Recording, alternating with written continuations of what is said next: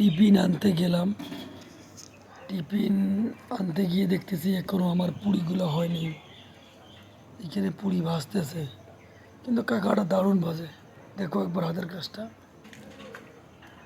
অনেক সুন্দরভাবে কাজটা করতেছে।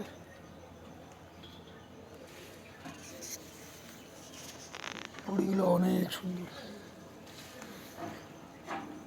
দেখে নাও বন্ধুরা।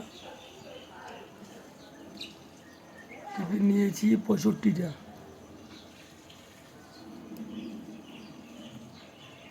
3টা করে তুলতেছে হাতায়। দেখছো কিরকম সাদা শব্দ বয়ে গেছে পুরিটা। আর এই যে আমার ভাইটা দোকানে পার্সেল করতেছে